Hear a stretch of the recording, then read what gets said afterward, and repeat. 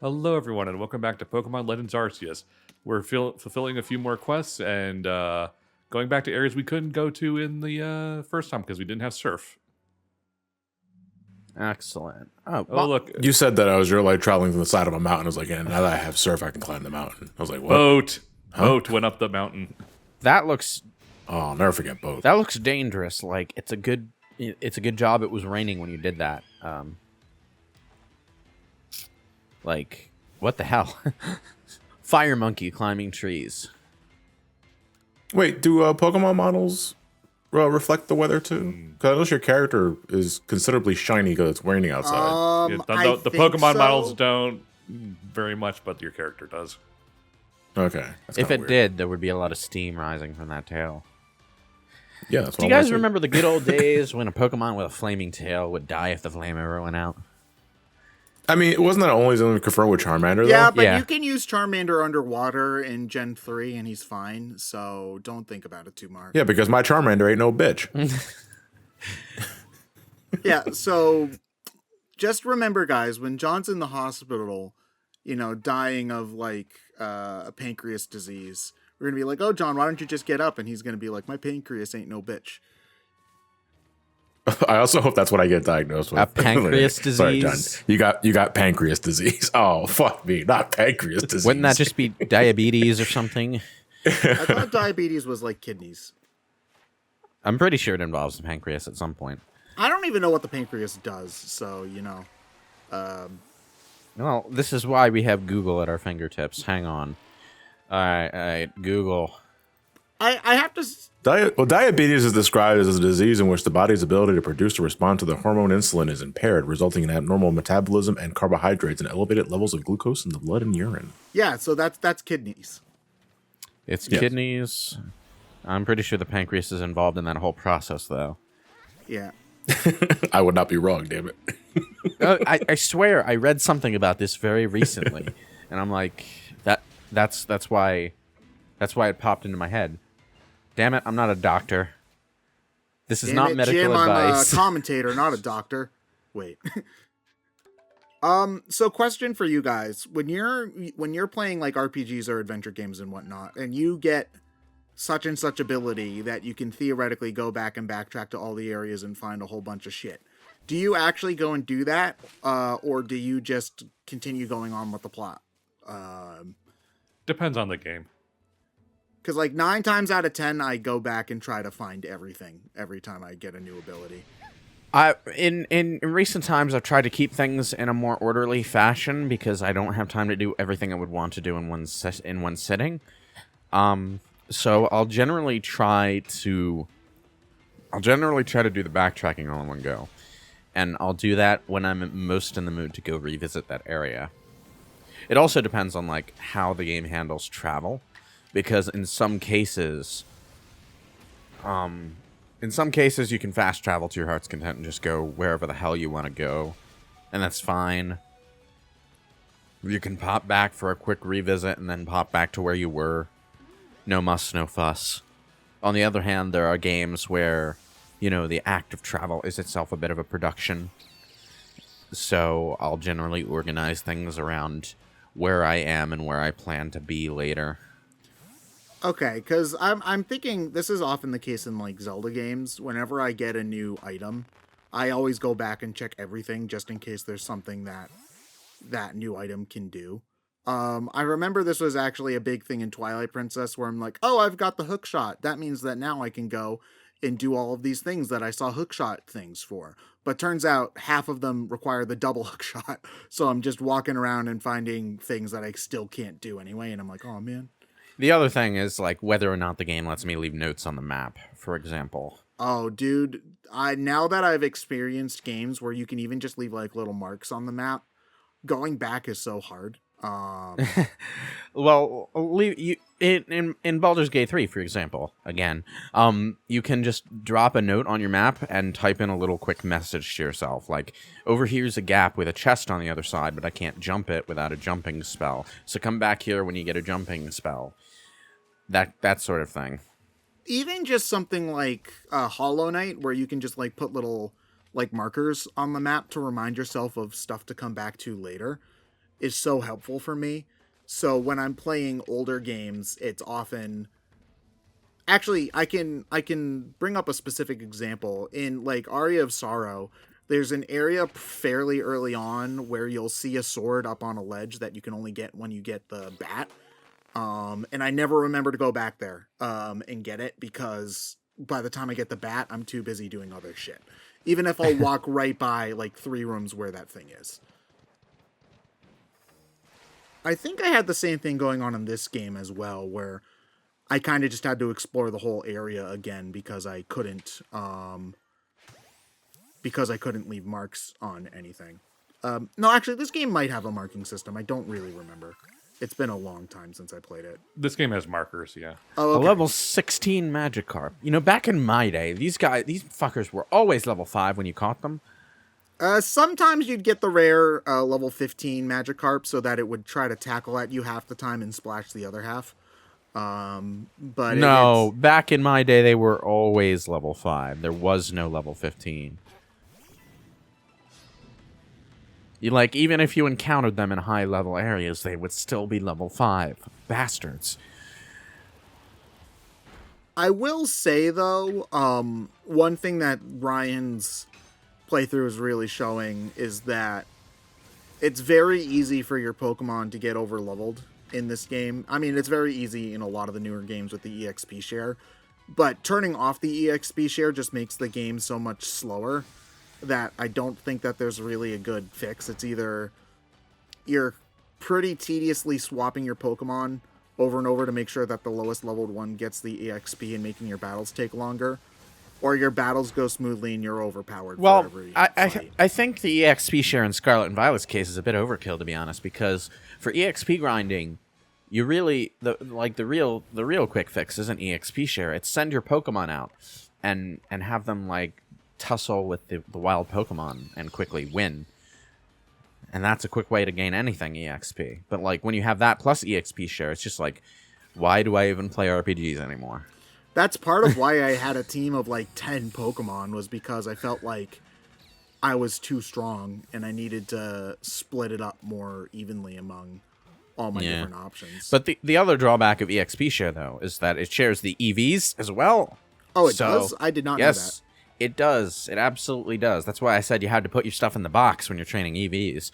Well, it's a good thing I don't bother during a standard casual playthrough, but still. I also think it probably helps. If I was playing, I wouldn't just give a shit entirely, unless a considerable number of friends around me were in the competitive scene, and I didn't want to feel left when out. I did it, I was mostly trying to see how efficient it could be in Scarlet and Violet to do that from the early game, and the answer is very efficient. You can train your competitive team as you play through the campaign, but your competitive team is probably going to be a bit overleveled from all of that EV training. So skip the first gym, I guess.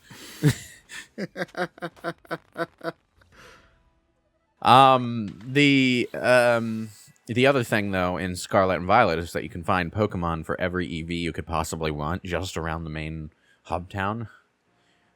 Either in front of it or to the side. Magikarp. Its evolution can fly, though. It's dead. Can Gyarados learn fly? It's a water flying type, so. It's water flying. Yeah, but that I would doesn't mean assume that so. it can fly. I'm pretty sure it can learn Scyther fly. can't learn fly. It's a flying type. Is it? I thought it was yes, it's flying bug. Hang on. Wait, hold on. Are you Yes. sure? Yeah, Scyther can't Let fly. me check this. Gyarados learn fly. Can you teach Gyarados fly? It's still hotly debated why Gyarados is a flying type Pokemon when it's arguably better suited as a dragon or dark type. Regardless, it can still learn flying type moves like Hurricane and Bounce. This is why trainers may be surprised to learn that Gyarados is unable to learn the move fly. Thank you, Google. Yeah, so even though Gyarados floats in the air, and you can ride on the Gyarados to surf, you cannot ride on the Gyarados to fly. I think it's probably because it can only achieve basic levitation. That might be true, yeah. It can only fly above the ground and not through Because the sky. because Magnemites levitate. but they're not flying type. Yeah, but they have the levitate ability, which is kind of like right. flying. But you still can't learn fly with them. Yeah, now. but they dodge ground moves.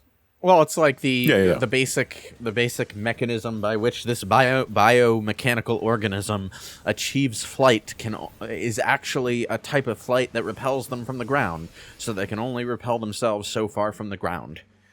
Magnemite's also about the size of like a baseball, so if you tried to stand on it, you'd squish it.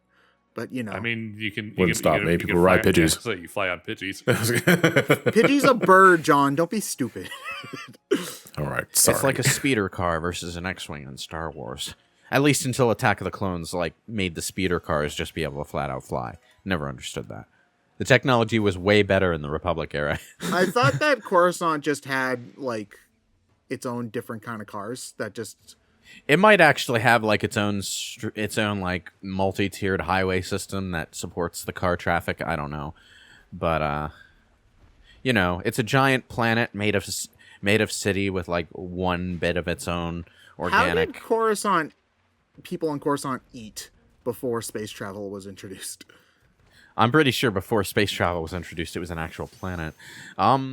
Actually, in one of the High Republic era things, like I think it was like very early on in the first one, there's like one mountain on Coruscant that like pokes up through the city material.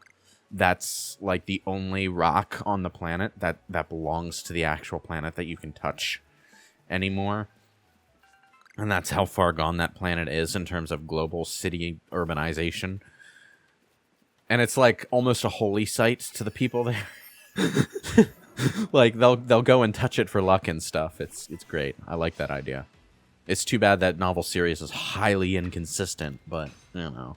Inconsistent in terms of quality or in terms of like stuff making sense? For some bizarre, baffling reason, instead of doing that thing where like an entire trilogy is written by the same author so that you achieve a consistent writing style and quality level, every volume in that series is a different goddamn author. And the first one is Charles Soule. I think that's how that's pronounced, and he's a good writer, but I don't know about the other ones. And you know, it's just kind of, you know, even in comics, you usually get a 12-issue run where it's the same author and the same artist for an extended period of time, so you know what you're getting into with every book.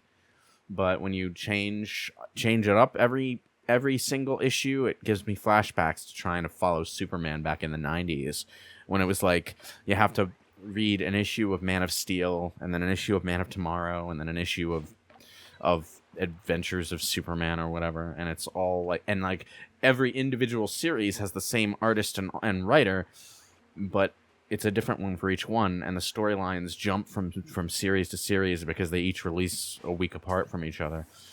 Man, I wonder why comics in the 90s had such a hard time. I can't imagine why. Oh man, it just reminds me of like long-running book series where eventually they'll start doing ghostwriters, and then suddenly you wonder, why is this character acting very out of character? You mean like Hardy Boys and Nancy Drew? Yeah, those were always ghostwriters. Yeah, but I'm thinking specifically Animorphs because that's the one I have the most experience with. Where K.A. Applegate, who wrote most of the series, there was a point in the middle where she was focusing on longer side projects in the series because, you know, the original books, the Scholastic ones, they're fairly small. They're kind of novella-sized.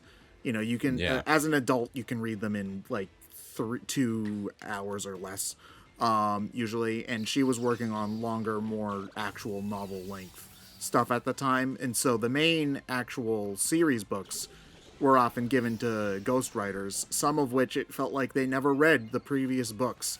So you see like bastardization. Hey, I'm just getting paid to write, okay? No one said I had to actually read. Yeah, but if you... You get that kind of stuff sometimes in licensed novel series like the Mass Effect novels. The first 3 novels were written by Drew Karpyshyn, at the time the head writer of the books. And then the 4th one was some random writer that they contracted to do it because Karpyshyn was no longer there. And everyone who read the book that cared about Mass Effect going in noted how different the recurring characters felt, how lore-breaking the novel itself was, that kind of thing. It's just, it's not pleasant. The thing about the Star Wars extended universe novels is that, like, even though you do get different styles from one novel series to the other, you can usually count on, like, a trilogy or so of novels usually being by the same person, and novels that focus on the storylines introduced by a given author will be written by that author. So, like, when you go back and read Outbound Flight after the Thrawn trilogy to find out what the fuck that was about, well, that's the same author, so Thrawn feels like the same goddamn character. Yeah, that's one of the dangers with such huge extended universes. As comics, Star Wars are definitely one of the bigger ones where it's just like, especially when you want to cross over certain like character storylines, titles, there's just going to be such a massive shift in tone and writing, and there's often so much material you can't expect all the writers to know what's going on in all the different stuff. Yeah, I think, like, the only time in the old extended universe where you really had to worry about the issue High Republic has is, like, when they were doing, like, the New Jedi Order stuff, where there would actually be a different author every novel or every 2 novels or so. But it makes me wonder why they changed so much. I mean, I guess it could be that, like, whoever they contracted for the first novel didn't want to do it anymore, I guess, or had a different gig or something. I think Charles Soule is also a Marvel writer, so he might have just been busy. Yeah, that also could be the case too. They also just might want to do a different writer every time for reasons, I don't know. So that they can have multiple books in the pipeline at the same time, maybe. I don't really think it was a good decision. High Republic has not been doing well financially, but